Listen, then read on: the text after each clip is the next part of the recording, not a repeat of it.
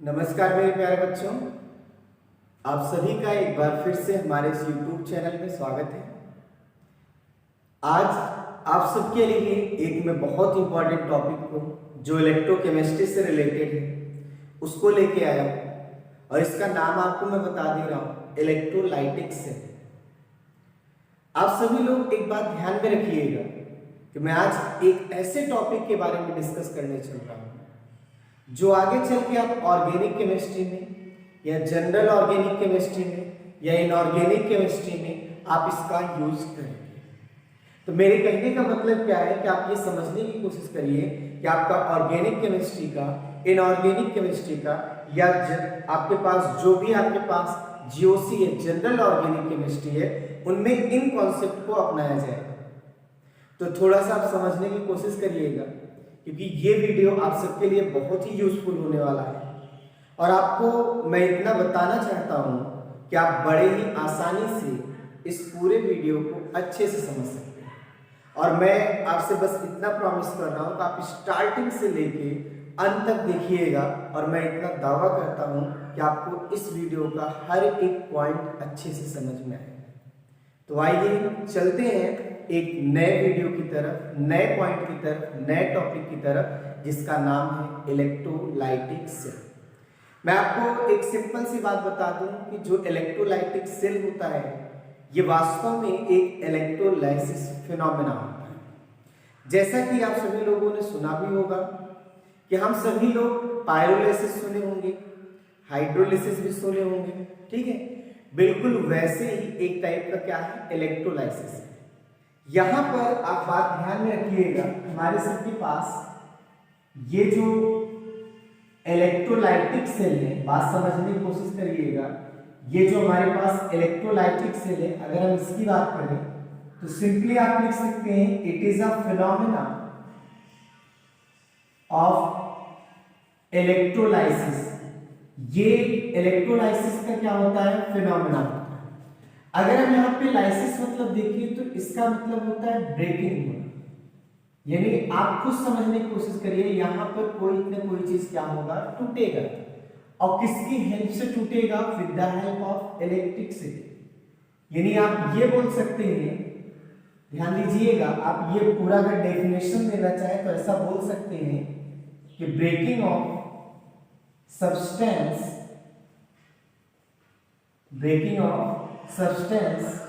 with the help of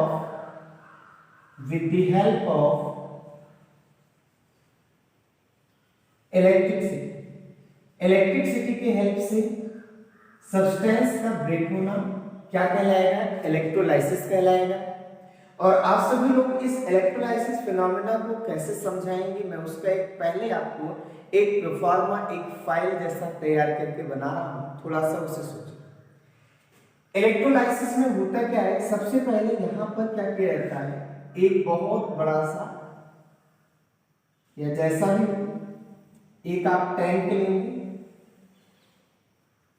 electrolysis के लिए आप ध्यान दीजिएगा, एक आप क्या लेंगे, टैंक लेंगे और इस टैंक का नाम होगा इलेक्ट्रोलाइटिक टैंक, इलेक्ट्रोलाइटिक टैंक।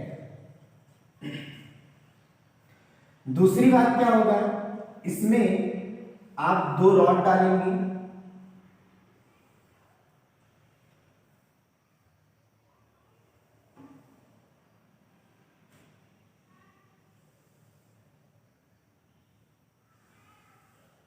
जैसे ये आपके पास दो रॉड है, ये दो रॉड थोड़ा स्पेशल होंगे। आप बात समझने की कोशिश करिएगा, ये दो रॉड क्या होंगे, स्पेशल रॉड होंगे। मैं इन्हें स्पेशल रॉड इसलिए बोल रहा हूं क्योंकि इन्हीं रॉड के हेल्प से इलेक्ट्रिसिटी कंडक्ट की जाएगी। हमारे पास इन दोनों रॉड को इलेक्ट्रोड नाम दिया जाता है। क्या नाम दिया जाता है, इलेक्ट्रोड। इनको हम क्या नाम देते हैं, इलेक्ट्रोड। मैं आपको एक छोटी सी बात बता रहा हूं, थोड़ा समझिएगा। इलेक्ट्रोड में इस ओड का मतलब होता है टर्मिनल। ओड का मतलब क्या होता है, टर्मिनल। मतलब एक ऐसा टर्मिनल जिससे इलेक्ट्रिसिटी पास कराई जाए, हम उसे क्या कहते हैं, इलेक्ट्रोड कहते हैं। यानी एक ऐसा टर्मिनल जिससे इलेक्ट्रिसिटी का लेना या देना हो, इलेक्ट्रिसिटी पास कराई जाती है, चाहे वो इलेक्ट्रिसिटी हम दे रहे होंगे या फिर इलेक्ट्रिसिटी ले रहे होंगे। तो सिंपली आप बोल सकते हैं a terminal which is work as a conductor, जो एक कंडक्टर जैसा काम करेगा, जो इलेक्ट्रिसिटी को पास कराने के लिए हेल्प करेगा। हम उन्हें क्या नाम देंगे? इलेक्ट्रोड नाम देंगे। ठीक है, ये आपके पास दूसरी बात है। तीसरी बात ये है कि ये जो दो टर्मिनल होते हैं इनको हम किसी सप्लाई सोर्स से क्या करते हैं? जोड़ते हैं। और यहां पर जो सप्लाई सोर्स से जोड़ा जाता है, आप बात समझने की कोशिश करिएगा, हम इसे लिख सकते हैं, ये एक टाइप का क्या है? सप्लाई सोर्स है।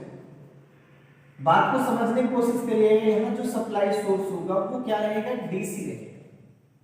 डीसी होने का मतलब क्या निकलता है, या कभी कभी ऐसा ही बोला जाता है, अभी कुछ दिन पहले आपने इलेक्ट्रोकेमिकल सेल पढ़ा, आप सभी लोगों को याद है इलेक्ट्रोकेमिकल सेल भी यहां पर जोड़ा जा सकता है। मतलब यहां सोर्स के फॉर्म में जनरली आप देखेंगे डीसी रहेगा, नहीं तो आप इलेक्ट्रोकेमिकल सेल भी जोड़ सकते हैं। एसी कभी भी इलेक्ट्रोलाइसिस में काम नहीं करेगा, याद रखिएगा। अगर मान लीजिए आपके पास एसी है और आप इलेक्ट्रोलाइसिस कराना चाहते हैं, तो पहले आप एसी को किस में कन्वर्ट कर लीजिए? डीसी में। एसी को डीसी में कन्वर्ट करने के लिए इंस्ट्रूमेंट जो यूज किया जाता है उसे आप क्या कहते हैं? रेक्टिफायर कहते हैं। तो बिल्कुल उसी तरह से आप बात समझिएगा कि आपको डीसी चाहिए, यानी प्लस और माइनस चाहिए। तो यहाँ पे जो भी आपका इलेक्ट्रोड प्लस से जुड़ा होगा, ये बड़ी स्टिक प्लस को बताती है, छोटी वाली माइनस को बताती है। प्लस से जो जुड़ा होगा हम उस स्टिक को नाम देंगे एनोड। क्या नाम दिया जाएगा? एनोड। और माइनस वाला जो आपके पास रहता है उसे क्या नाम दिया जाता है? Cathode.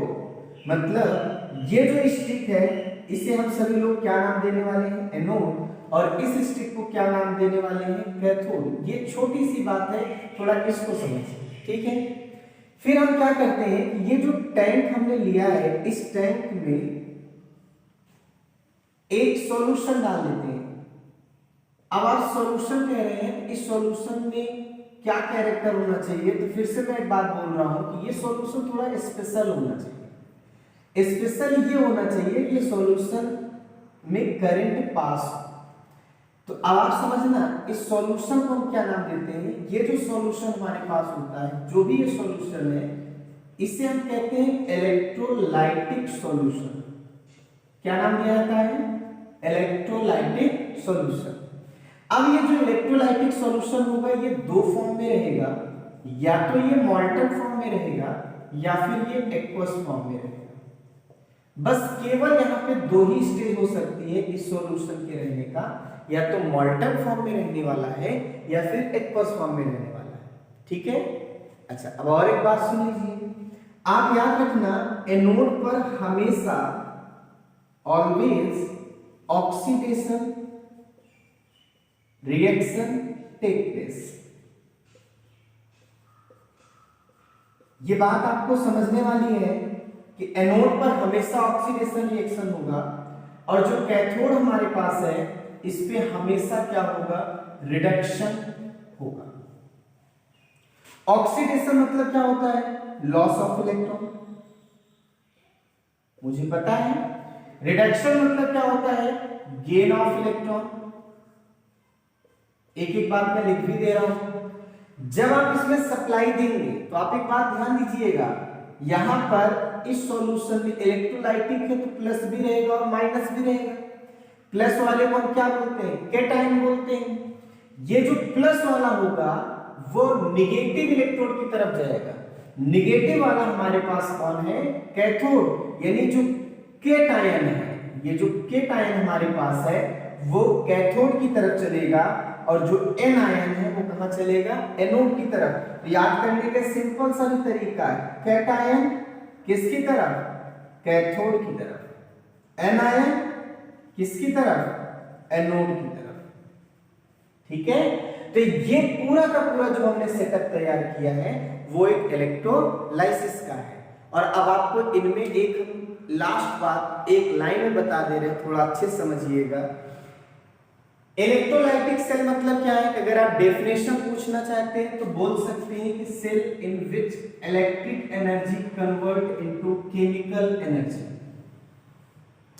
Electric energy convert into chemical energy. अब ये जो केमिकल एनर्जी होती है, ध्यान से सुनिएगा, वो कैसे मिलने वाली है उसे आप समझिए, ठीक है। जैसे मैं कह रहा हूं electric energy convert into chemical energy, यहां पर एक हमने आपको लिखा it is a phenomena of electrolysis. मतलब ये है कि हम इलेक्ट्रिसिटी सप्लाई करेंगे तो कुछ चीजें क्या होंगी? ब्रेक होंगी। बात समझ पाए? तो इस इलेक्ट्रोलाइसिस को समझना है तो सिंपली आपको ये बोलना है कि यहाँ एक कंटेनर होगा, कंटेनर की भी एक अपनी खास बात होगी, वो नॉन कंडक्टिव होना चाहिए, वो इंसुलेटर होना चाहिए, वो कंटेनर ऐसा हो कि वो इस सॉल्यूशन से या रॉड से किसी भी तरह का कोई रिएक्शन ना करे। मतलब उस कंटेनर की भी एक स्पेशल कैरेक्टर होनी चाहिए कि such type of container having no reactivity with respect to solution as well as rods, ठीक है। दूसरी बात, इस कंटेनर में आप दो रॉड डालते हैं, दो स्टिक डालते हैं, ये स्टिक जनरल स्टिक नहीं होती है, ये स्टिक एक स्पेशल टाइप की स्टिक होती है जो करंट के सप्लाई के लिए रिस्पॉन्सिबल होती है। यहां हम जो सप्लाई करते हैं वो डीसी करते हैं, मतलब एक स्टिक को प्लस से और एक को माइनस से। जिसको हम प्लस से जोड़ते हैं वो एनोड कहलाता है और जिसको हम माइनस से जोड़ते हैं वो कैथोड कहलाता है। और हम इन दोनों रॉड को एक सॉल्यूशन में डाल देते हैं, वो सॉल्यूशन इलेक्ट्रोलाइटिक का रहता है, जो दो फॉर्म में एग्जिस्ट हो सकता है, या तो मॉल्टन स्टेज में या एक्वस स्टेज में। पर आप खुद कहिए कि जब आप सप्लाई देंगे तो जो प्लस वाला होगा वो निगेटिव टर्मिनल की तरफ जाएगा और माइनस वाला पॉजिटिव की तरफ जाएगा। इनको छोटा सा याद करने का तरीका मैंने बताया कि cation always move towards cathode and anion always moves towards anode. Cat cat, an that is trick. बात समझ में? आइए हम एक एक करके ये पूरे इलेक्ट्रोलाइसिस को स्टडी करते हैं, एग्जाम्पल से भी समझने की कोशिश करते हैं, जिसमें से हम यहाँ पर दो केस में स्टडी करेंगे। केस नंबर फर्स्ट ये होगा कि जब जो इलेक्ट्रोलाइटिक मटेरियल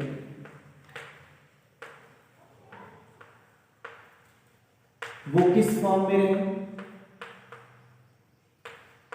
मॉल्टन फॉर्म में रहे, ठीक है। इसका मैं आपको दो एग्जांपल दे रहा हूं, थोड़ा सा आप इसे अच्छी तरीके से समझिएगा कि जब मॉल्टन फॉर्म में रहेगा तो क्या। सबसे पहली बात ये है, जैसे अगर आपसे ये कहा गया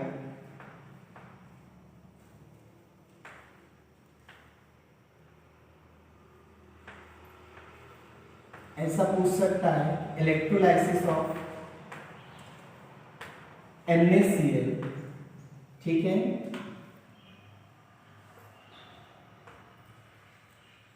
विद प्लेटिनम इलेक्ट्रोड, ये ऐसा क्वेश्चन कह सकता है। अब अगर आपसे कह रहा है प्लेटिनम इलेक्ट्रोड्स, इसके बारे में भी थोड़ा अच्छे से समझिएगा क्योंकि इलेक्ट्रोलाइसिस के लिए जबरदस्त क्वेश्चन बनने वाला है, थोड़ा समझिए इसको।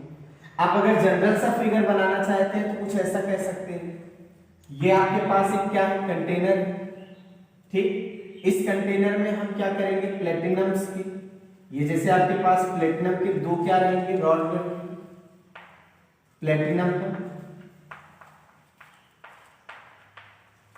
इनको हम डीसी से क्या करेंगे? जोड़ देंगे। ये आपके पास एनोड बनेगा, ये आपके पास कैथोड बनेगा, और यहां पर जो सॉल्यूशन लिया गया है वो क्या लिया गया है? NaCl लिया गया है। ये जनरल इनका एक फिगर है। तो आप सभी लोग ध्यान से देखिएगा कि यहां पर जो आपके पास NaCl ये किस स्टेज में है? मॉल्टन स्टेज में।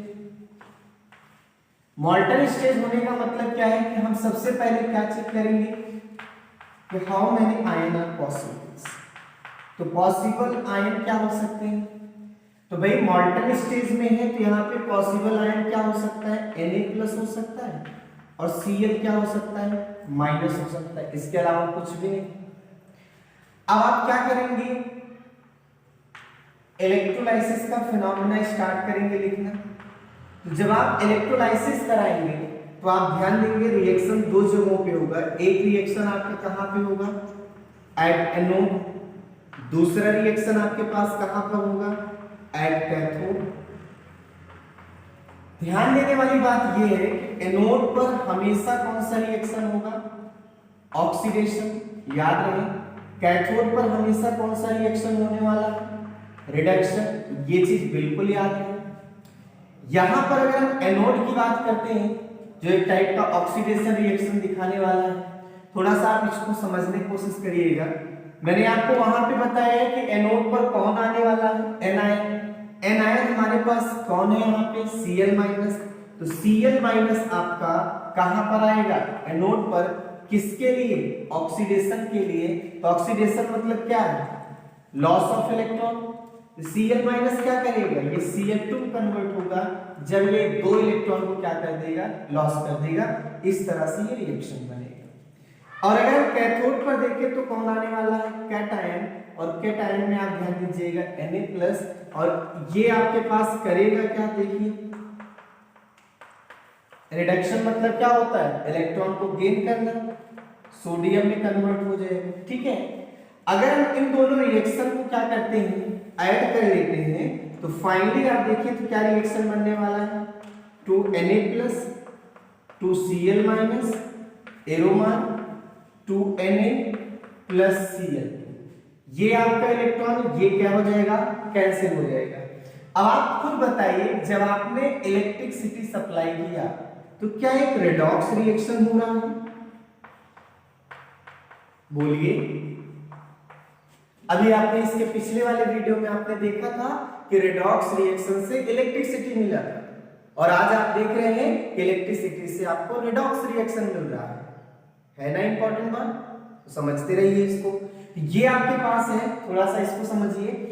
यहां पर ये जो सोडियम आपके पास है ये मेन प्रोडक्ट होता है। और आपको मैं बताऊं, जब आपको सोडियम मेटल बनाने का मेथड पूछा जाए तो आप बोल सकते हैं इलेक्ट्रोलाइसिस ऑफ NaCl। बट जब NaCl किस स्टेज में रहे, मॉल्टन स्टेज में। और उसी जगह जो Cl2 है ये साइड प्रोडक्ट है, बगल का प्रोडक्ट है। अब आपको जैसे मैंने एक इसका एग्जांपल दिया, इसी तरह से मैं एक और एग्जांपल दे रहा हूं। इस बार मैं ज्यादा कुछ लिखूंगा नहीं, डायरेक्ट प्रोडक्ट बनाना सिखाऊंगा आप सबको।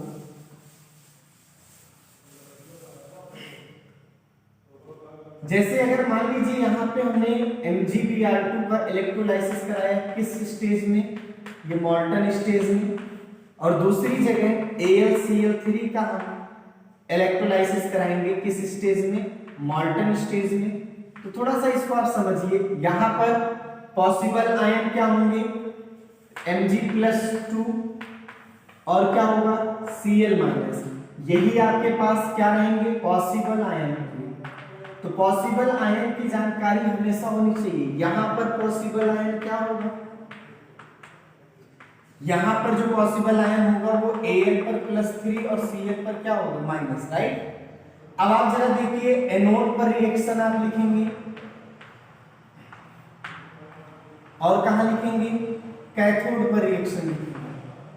ठीक है, यही काम करते हैं, सामने ही लिख देते हैं, at cathode.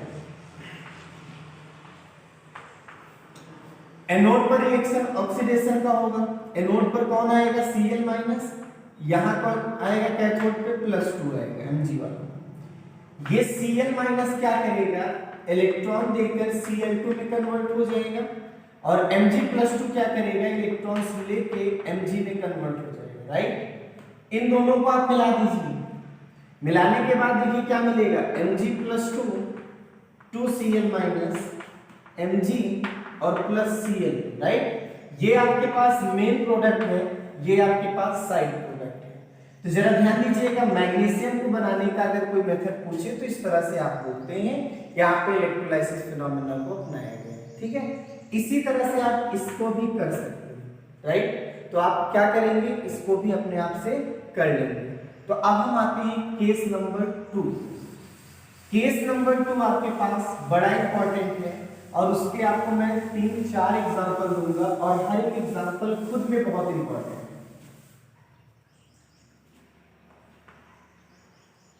Case number two ये है कि जब इलेक्ट्रोलाइटिक मटेरियल जो है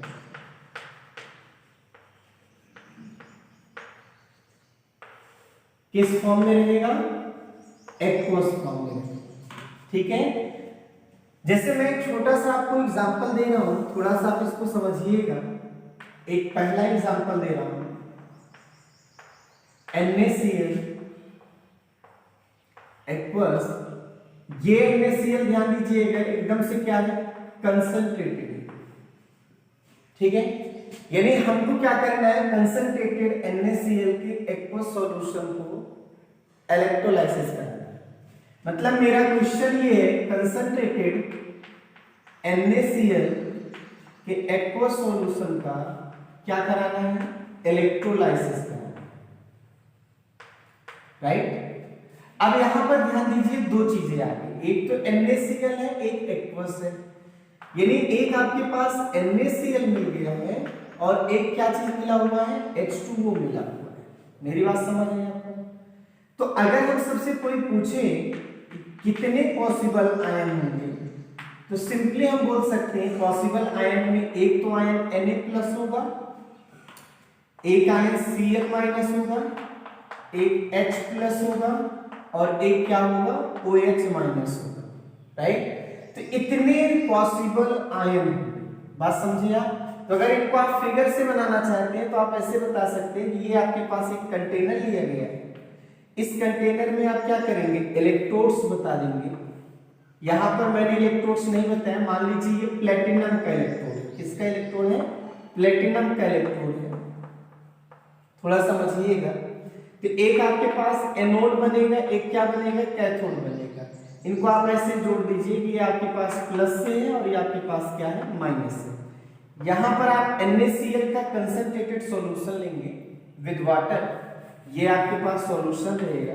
तो कौन कौन सा आयन है, देखो Na+ है, ध्यान दीजिएगा, मान लीजिए ये इतना भरा हुआ है, H+ है, Cl- है, OH- है। ये आपके पास पॉजिटिव प्लेट है और ये क्या है, निगेटिव प्लेट है।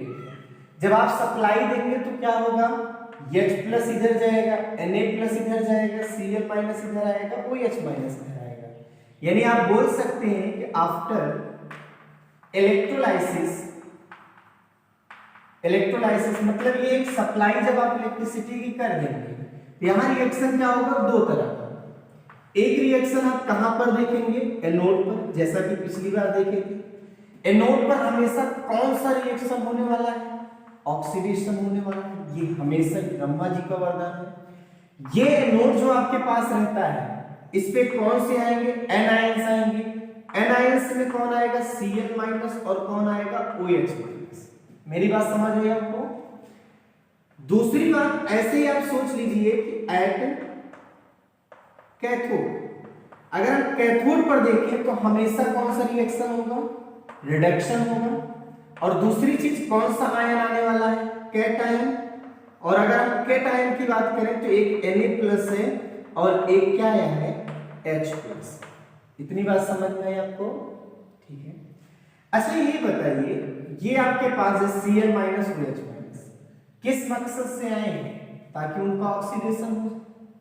अगर मैं आपसे पूछूं Cl- और OH- जो है अलग अलग नेचर के हैं एनायंस, इसका मतलब अलग अलग ऑक्सीडाइजिंग पावर रखते होंगे। Cl- and OH- both having different oxidizing power because they are different to each other। इसका मतलब ये है कि जिसकी ऑक्सीडाइजिंग पावर ज्यादा होगी वो ऑक्सीडेशन देना चालू कर देगा। और मुझे पता है, मैं जानता हूं कि यहां पर Cl- की ऑक्सीडाइजिंग पावर क्या है, ज्यादा है, किसके कंपेयर में, OH से। तो क्या होगा, Cl- का ऑक्सीडेशन होना चालू हो जाएगा। जब पूर्णतः Cl- समाप्त हो जाएगा तो स्टार्टिंग किसका होगा, OH- का। इसका मतलब है कि Cl- का ऑक्सीडेशन यहां चालू होगा, ये Cl2 बदलेगा, 2 इलेक्ट्रॉन देके ये रिएक्शन कंटिन्यू होता रहेगा।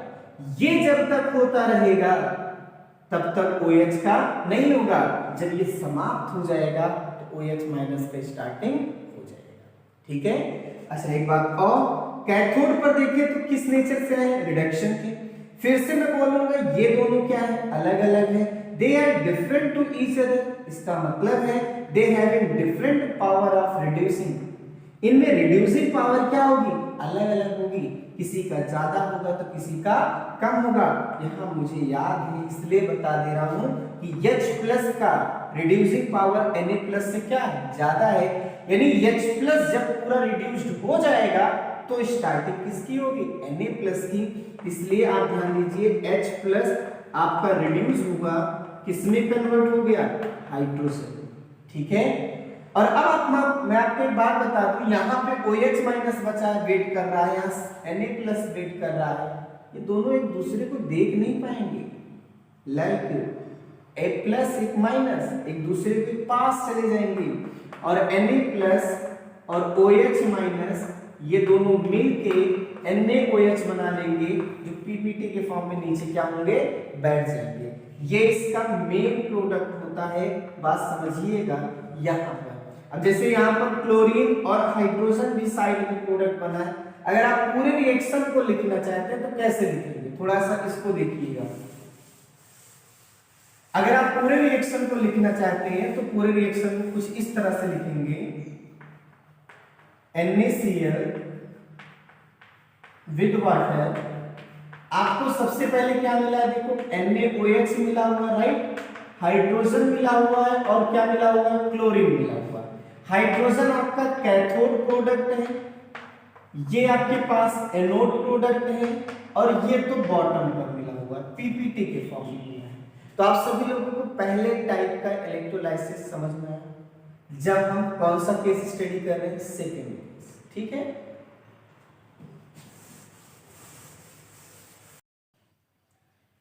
केस नंबर 2 का मैं आपको एक सेकेंड एग्जांपल दे रहा हूं। ये एग्जांपल थोड़ा सा इंपॉर्टेंट है, आप समझिएगा। अगर आपसे ये कहता है कि आप डाइल्यूट NaCl का क्या कराइए, इलेक्ट्रोलाइसिस कराइए, तो फिर से एक सबसे इंपॉर्टेंट पॉइंट ये है, आप थोड़ा सा समझने की कोशिश करिएगा। मैं आपको एक छोटी सी बात बता दे रहा हूं कि जब NaCl के बारे में कोई इंफॉर्मेशन ना दिया जाए, जैसे अगर केवल NaCl लिया गया है तो आप समझिएगा कि वो NaCl कंसंट्रेटेड। या आप समझने के लिए हमेशा याद रखिए कि जब कोई इंफॉर्मेशन ना दिया जाए तो NaCl आप कैसा सोचेंगे, कंसंट्रेटेड। अगर वो डाइल्यूट कह रहा है तो वहां सोचने वाली बात ही नहीं है। यानी NaCl डाइल्यूट अगर है तो उसके पहले डाइल्यूट लिखा रहेगा। ठीक है। अच्छा, जब इसका इलेक्ट्रोलाइसिस कराएंगे तो होगा क्या, ध्यान से सुनिएगा। यहाँ पर सबसे पहले तो आप ये देखिए कि हाउ मेनी पॉसिबल्स आए, तो पॉसिबल आयन आपके पास फिर से देखिए Na+ होगा, Cl- H+ और OH-। ठीक है, ये 4 पॉसिबल आयन होंगे।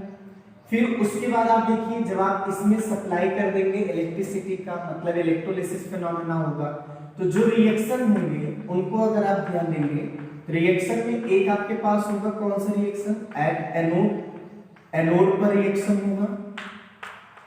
दूसरा आपके पास जो रिएक्शन होगा वो क्या कहलाएगा, एट कैथोड, कैथोड पर रिएक्शन होगा।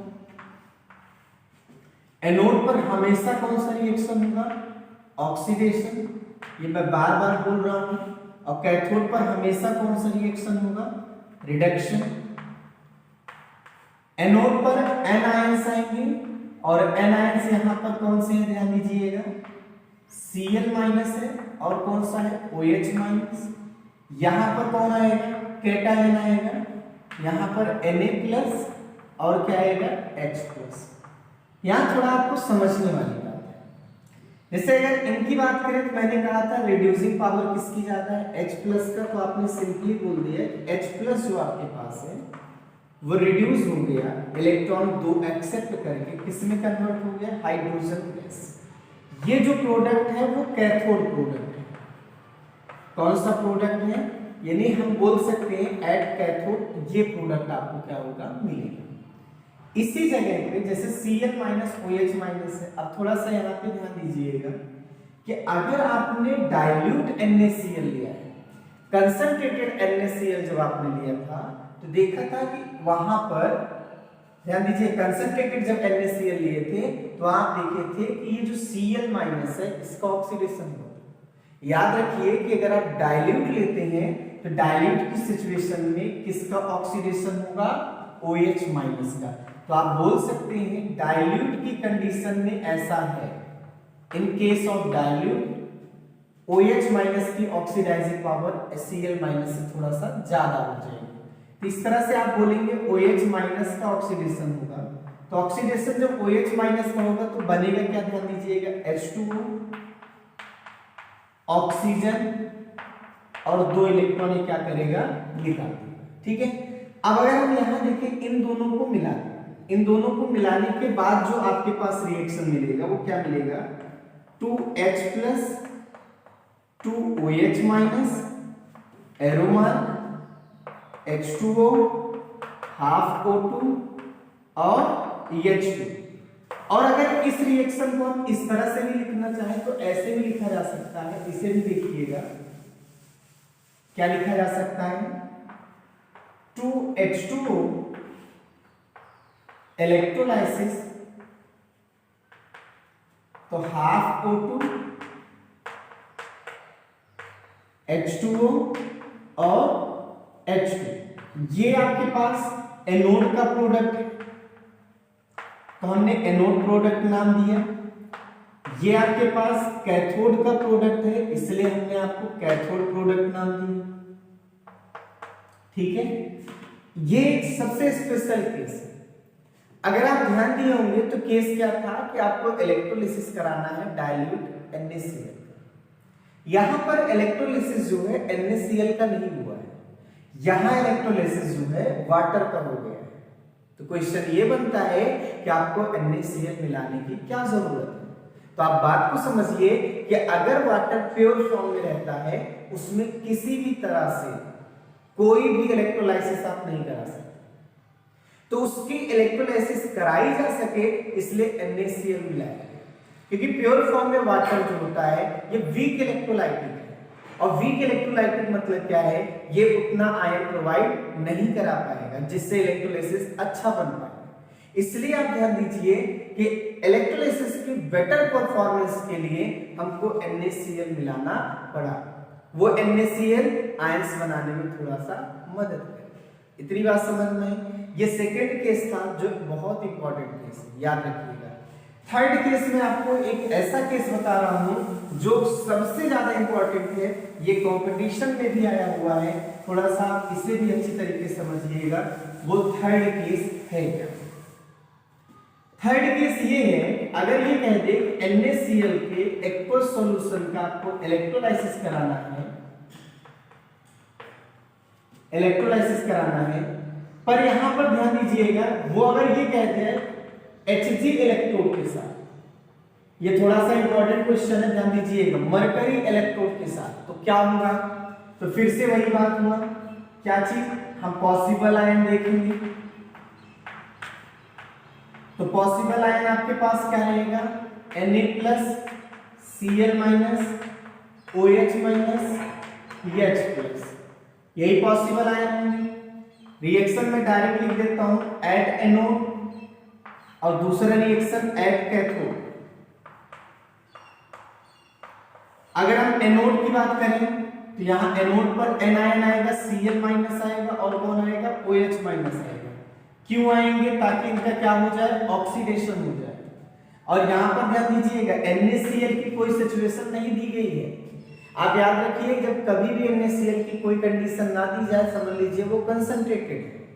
डाइल्यूटेड वाला ही केस ऐसा था जिसमें जस्ट अपोजिट था, लेकिन आप कंसंट्रेटेड लेंगे तो ये आपके पास ऑक्सीडाइजिंग पावर का ऑर्डर होगा और यहां पर Cl माइनस क्या हो जाएगा, ऑक्सीडाइज्ड हो जाएगा, किसमें हो जाएगा, Cl2 में हो जाएगा।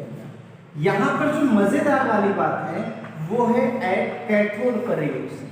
बात ध्यान दीजिएगा, एट कैथोड पर रिएक्शन। मेरे कहने का मतलब क्या है, बात समझने की कोशिश करिए कि अगर हम ध्यान से देखें तो यहां पर अगर आप देखेंगे तो Na प्लस आएगा और कौन आएगा, H प्लस आएगा। क्यों आएंगे, ताकि इनका क्या हो जाए, रिडक्शन हो जाए। हमें पता है कि H+ का रिड्यूसिंग पावर क्या है, ज्यादा Na+ से। तो चलो एक काम करते हैं, दोनों का रिडक्शन करवा देते हैं। यहाँ पर H+ का भी रिडक्शन देख लेते हैं और Na+ का भी देख लेते हैं। फाइनल क्या आंसर आएगा वो ध्यान दीजिएगा। जब आप H+ का रिडक्शन कराएंगे तो आपके पास H2 गैस बनेगा, ध्यान दीजिएगा। सोडियम प्लस का आप रिडक्शन जब कराएंगे तो यहाँ पर क्या होगा, चलो एक काम करते हैं, इस तरह से लिख देते हैं, सोडियम बनेगा जो एक मेटल है, जो मेटल एक टाइप का क्या है, सॉलिड है। ध्यान दीजिए हमारे पास जो इलेक्ट्रोड लिया गया वो कौन सा, मरकरी का है। अगर हम ध्यान से देखें तो सोडियम आपका एक रिएक्टिव मेटल है। ये रिएक्टिव मेटल क्या करेगा, इस मरकरी में आके सॉल्युबल हो जाएगा, और जब मरकरी में आके सॉल्युबल हो जाएगा तो एक मिक्स्ड मेटल बनाएगा, और इसे हम सभी लोग अमलगम कहते हैं। क्या कहते हैं, अमलगम बोलते हैं। What is amalgam? अमलगम मतलब होता है कि एलॉय ऑफ मरकरी, मरकरी का जो एलॉय होता है। या आप ऐसा बोल सकते हैं जब मरकरी में कोई भी मेटल मिला दिया जाए। और मैं आपको एक सिंपल सी बात बता रहा हूं, अमलगम का सेंस क्या होता है कि वास्तविकता ये है कि जो ये मरकरी होता है ये एक सॉल्वेंट जैसा काम करता है। कोई मेटल अगर बहुत रिएक्टिव है, बहुत ज्यादा रिएक्टिव है, मोर रिएक्टिव मेटल है, तो हम उस मेटल को मरकरी में डाल देंगे, मतलब उस मेटल को सॉल्यूट जैसा लेंगे और मरकरी को सॉल्वेंट जैसा लेंगे, तो एक सॉल्यूशन मिलने वाला होगा, और उस सॉल्यूशन को हम कहेंगे अमलगम।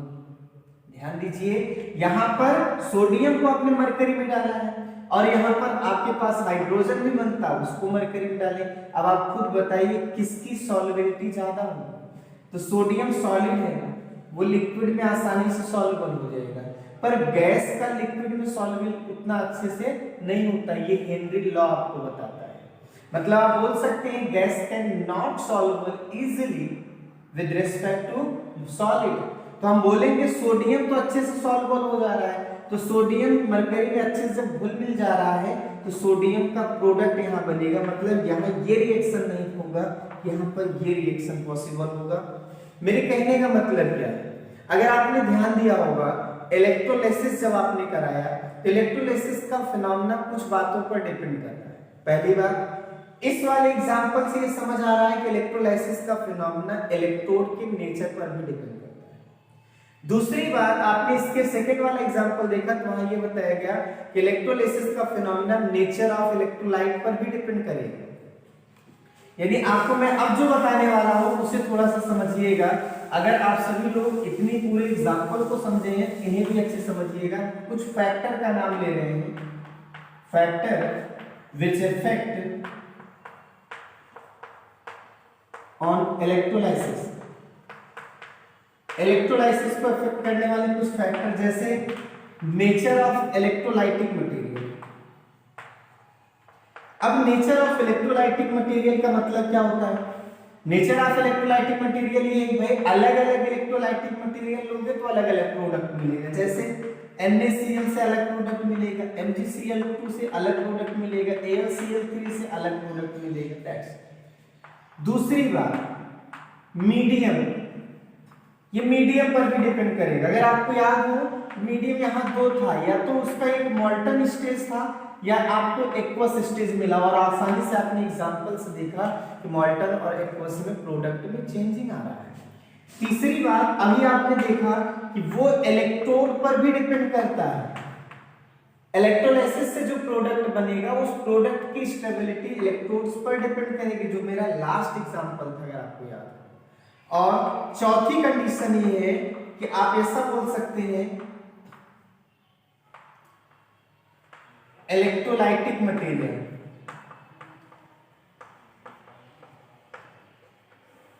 की फिजिकल स्टेट या कंडीशन बोल सकते हैं। इसका मतलब ये है, आप देखे होंगे जो NaCl है वो अगर वो कंसंट्रेटेड था या NaCl डाइल्यूटेड था तो उसका प्रोडक्ट क्या था, अलग अलग था। तो इस तरह से आज की इस वीडियो में मैंने ये आपको समझाना चाहा कि आखिरकार इलेक्ट्रोलाइसिस फिनोमेना होता क्या है। उम्मीद है इन सभी एग्जाम्पल से आपको पूरा इलेक्ट्रोलाइसिस फिनोमेना समझ में आया होगा। आज के लिए बस इतना ही। मेरी